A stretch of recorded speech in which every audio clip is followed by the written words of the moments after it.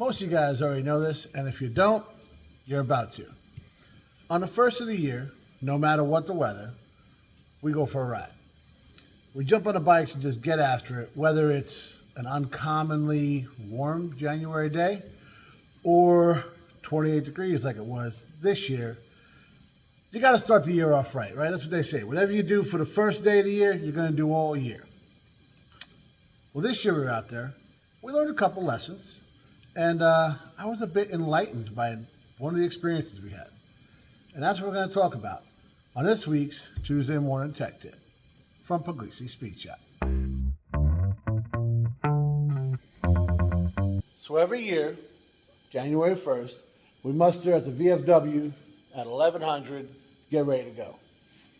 Without fail, somebody is late every year. You know, bikes are cold, batteries are cold, don't want to start, whatever. You may have some issues, right? So you want to get ready the night before, but I'm here to tell you that can still lead you to fail. You can take all the precautions. Now, I'm not saying that everybody takes all the precautions. I'm just saying you can take all the precautions and still have an issue in the morning, right? So there were a few issues. There were a few late guys, but everything went off pretty much as planned. So, been in the club for 7 years, and all but 1 year, I remember going to the same place. 1 year we shot up to Annapolis, went to this bomb-ass buffet, but it was a little cold if I remember correctly too. But we usually try to keep it a little more local because it's pretty freaking cold. Now, traditions are traditions, all right? But you get a little older, man, the bones hurt a little bit. You know, you might, let's just say I'd like to say we're not as tough as we used to be, but we're not as dumb as we used to be. It's pretty much more accurate, well, you would think. I'm going to sit down, we're going to talk about a couple things, and you'll see why that might not always be true. So the number one reason I say you can take every precaution in the world and still fail is because I took every precaution in the world and still failed. You guys know I had some charging issues with the FXR, so we decided to let her sit this one out, right? We put a new battery in the Road Glide in March, less than a year ago. It was the original 6-year-old battery in there. She was starting to kind of show some signs, and I said, nope, not going to be left stranded. You got to go. Went to Harley, bought the same battery that lasted me 6 years, put her in the bike. We had no problems. So, we were riding around. You guys have seen videos up in the mountains and all that stuff. No issues, right? When the Indians were there, like, oh, I got to plug it in. Nope, we were still good to go. Hadn't ridden for a couple weeks, I think it actually was. It was damn cold, and I own a truck or 6 for a reason. All right, but I went and looked at the bike, and the battery was getting a little low. Threw the charger on, a little trickle. I said, all right, we'll let you sit. We'll be fine. Light was green. Everything showed I was good. I disconnected the trickle charger. Turned the key, hit the button, and it was like, right? It was not wanting to go. It never fell off like it was going to just start clicking and dying, but it was just really slow to crank. And I was like, oh, that's weird. I did it again, maybe one more time after that, and it actually fired. So I was like, huh, that's weird. So I let it run for about 10 to 15 minutes, just in the shop. I opened the door, all right, but it's all right. Everything got up to temperature, seemed good, shut it off. Waited, I don't know, 10, 15 seconds, hit the button again, boom, fired right off. I was like, all right, cool. Let it run, 30 seconds to a minute, shut it off, try it again. I waited 5 or 10 minutes, tried it again. I was like, she's good to go. She was just a little tired, she got a little lazy, right? That was about, I don't know, 6 o'clock the night before, 5, 6 o'clock. Checked tire pressure. There was a couple pounds low. We topped that off. We're golden, right? So I got to get gas in the morning, and we're good. I come down here, I don't know, 9:30 in the morning. It don't want to start. Same thing, super slow to crank, but this time it is starting to trickle off a little bit. So I yank the seat off, everything off, because I'm not prepared. I don't have even like the regular trickle charger. I just have the charger you guys see me use here. So rip the seat off, everything, put it on there. I throw it to like emergency start, and boom, it fires right up. That's all right. We let her sit. I take it outside. Everything's going good. I'm bundled up because it's 28 effing degrees out, right? So I got my winter gloves, I got my long johns, I got all of it. Got the heated grips going. You can fry bacon on these things when you get to 6. So I've been told. Never been to 6. I've never been over 2. I'm gonna tell you, this day we were at 4, and the old tips were still a little tingly. So yeah, it was a cold day. So I let the bike warm up. I jump on it. I stop at the Wawa for gas and decide I'm not shutting her down, right? So I let it run, fill up. We're there, plenty of time to spare because I gave myself that time, and we're good. When I get there, Wayne, not Wade, Wayne is next to me, and he's telling me, hey, man, I got all sorts of codes. I don't know what's going on, man. I was like, well, mine's that's a little weird, too. And then we get a text from another dude that his buster said his key fob wasn't working, and it was working, and then it wasn't because he had like in the saddlebag or something like that. So I usually keep mine in my pocket, close to the body, keeps it a little warmer. That's not why, but I think that helps. Everybody's having some issues. Joe got after it on his Indian. He cracked the throttle and popped some code, and then I'm riding next to Chad. You guys know Chad, right? This guy right here? Yeah. So he's next to me, and he's going crazy trying to open up vents. What are you doing? He's like, the engine, he's getting the engine hot code and all this stuff. He's got an Ultra, so he's got the lowers. He's trying to open that up. And I'm like, bro, there's no way this motor's cold. He's like, I don't know. So he's getting cold. It's things are not going well. Wayne drops off because his voltmeter spiked out on top of the other codes he had going on. I was like, what the hell is going on around here, right? So we get to the restaurant that we go to every year. We go to Scuttlebutts out there, Cobb Island, nice little spot, right? And like the Bloody Marys, right? I was looking forward. So before we left the VFW, Joe says to Chad, hey man, call ahead, make sure they're open. He's like, yeah, I got you. So he calls ahead. We get there, ain't nobody there. Like, what the hell? They're closed. Joe's like, hey, Chad, did you called ahead? He's like, yeah. He's like, what did they say? He's like, nobody answers.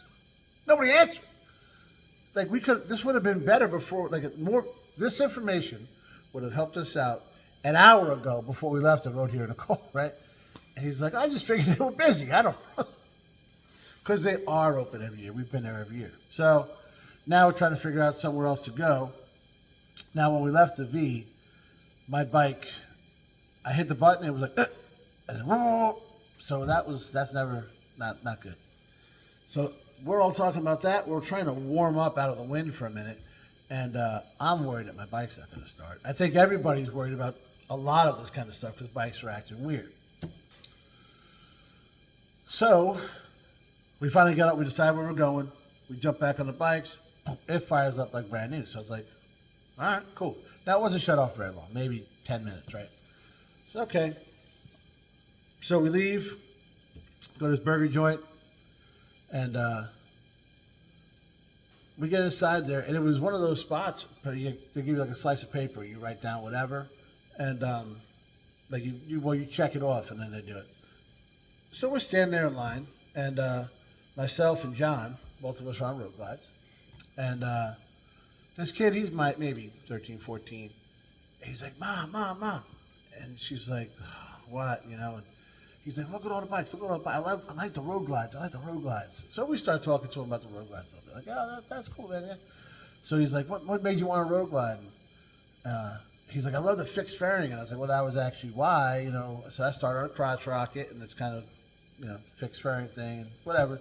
We just kind of start talking about all that stuff. His mom's like, oh, I used to ride a crotch rocket back when I was younger. And I mean, she was younger than me still, but she started having kids, and she decided she's not gonna do that no more. Cool, whatever, man. That's awesome, So we just it was cool. It was really cool. He had a younger brother there that he was talking and stuff. Everything was nice, right? And then he's like, "Can I go look at the bikes?" His mother said, "Don't you touch that thing!" But so he's checking them out and stuff, and it was just really cool. He was obviously really into it, right? So they ended up sitting at the table like next to us. There was probably 15 of us or so. So he's sitting at the table next to us with his mom and his brother, and they're eating stuff. And every once in a while, he'd ask somebody a question about a bike, or "Hey, which one's yours, man?" or whatever. It was really cool. So after that, he goes and starts talking to his mom, and then he goes around to every single one of us, and he says, "Hey, man, I got this for you, right?" And a little sticker. And I thought it was really cool. Obviously, his mom made it on the Cricket or whatever. It says "Ride safe." Whenever you you guys see how guys on bikes always give the 2 finger, 2 down, keep it safe, right? That's what that wave you guys see if you don't know. There's another story about the wave, but we'll keep that for another time. I thought it was super cool. This guy had 15. He had 15 of these. He gave one to everybody, right? And I was like, man, that was really cool. Of course, we're all, "Hey, thanks, man. Appreciate it." He's like, "Yeah, you can put it on your helmet or your bike or whatever you want, man." And like, "Thanks, Steve." And giving everybody he left. You saw him checking and staring at the bikes on the way out of there and stuff. And right after that, we were going to go put them all on Wayne's vet, because when he ran home, he went and got his car and drove, because he's got heat and stuff. So we didn't mess with him, but we didn't. I kept mine. I don't know where I'm going to put it. We already know I'm not a huge sticker guy, so I don't know. Maybe we'll do a video and he'll go on the tailgate over there. But it made me think of something that you don't always think of, I guess. When you're younger, you're not thinking at all. But I wasn't anyways. But this kid really looked up to all of us, right? He had a million questions. He liked the idea of us out riding. He said how cool it was that we do that every year, and we set the example, right? Whether we want to or not, right? Is what I'm saying. So if we were in there and we were acting like jackasses and cursing and this and that and whatever, just being, what a lot of people think bikers are. What example we set, right? If we were rude to his mom or anything that you see people do sometimes for no reason, just maybe they're not thinking, maybe whatever. Well, we could have done a couple of things. We could have, one, made him think that's okay, and then down the road we'll be talking, the youth today, these guys don't, it's our fault, right? If we're setting that example. He could have been like, well, these guys are assholes. I don't want nothing to do with this. I just cursed when I said we shouldn't have been cursing. He would have been thinking it. That's a low level curse, so we're okay. But he would, that's what he'd been thinking. These guys are jackwagons, and here they are acting like this. I don't want to be part of that. So this is how we lose hot rodders. We lose guys that are, we lost somebody else to the video games, guys. Now he's going to sit in the basement over there, and you don't want that either. So. Or, there's a lot of ways it could go, and I don't want to paint a bad picture, get dark with it or whatever, but it can lead to that stuff. So, whether you know it or not, if you're out there, if you're in a hot rod, you're on a motorcycle, you're anything that's out of the norm, these kids are looking. We used to look. I remember, Dad, I didn't know what they were, right? But Dad, look at that old-fashioned car. That's what we used to call it. Look at the old-fashioned car. And he would tell us, well, that's a 58 Chevy, or that's, whatever. And it was cool, of course, he knew all that stuff. And me and Kevin were talking not too long ago that now we're those guys, and we know that stuff. And it's because they taught us and they acted right and everything else, and that's what we want to do. I'm not telling you, if you see a lot of this stuff online. If a kid tells you to do a burnout, you better do it because, he wants to. Okay, true. Safely, right? And I say that because, well, Have we seen the Mustang videos?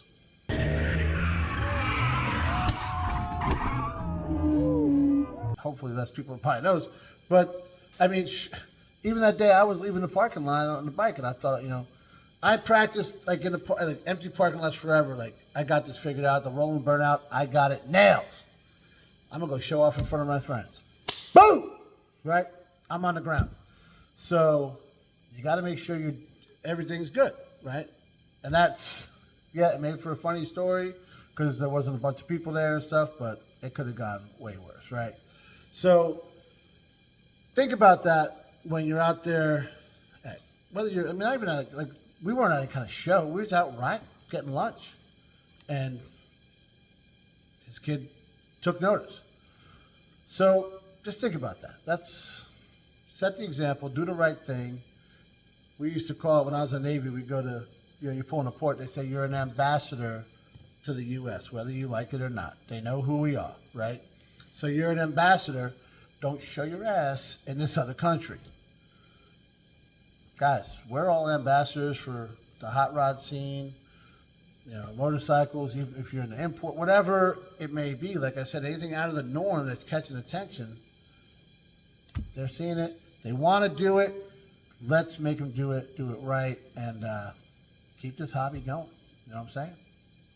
Thanks for watching, guys. Hey, real quick before we sign off, I want to tell you guys something. We were all hanging out at the VFW the other day, and it was blatantly obvious, brought upon me that we don't have any merch, right, other than stickers. So we got some merch now, guys. You want to get Chad on your shirt? No, I'm only kidding. But funny, the reason I'm wearing this shirt, that person is the one that told me, you need to get merch, I'd buy it. So the kid, he's got some new designs coming up. You might have seen me wearing a hat a couple times. We're just testing her out. So coming real soon, you'll see some t-shirts, some hats, maybe some koozies, keychains, some new stickers. It's all coming. So keep an eye on the Facebook page or all that kind of stuff, and we'll let you know how you can order that stuff. Maybe I'll make the kid make a website. That's probably the way to go. But keep your eyes open, guys, and leave a comment if you like. Tell Chad what's up.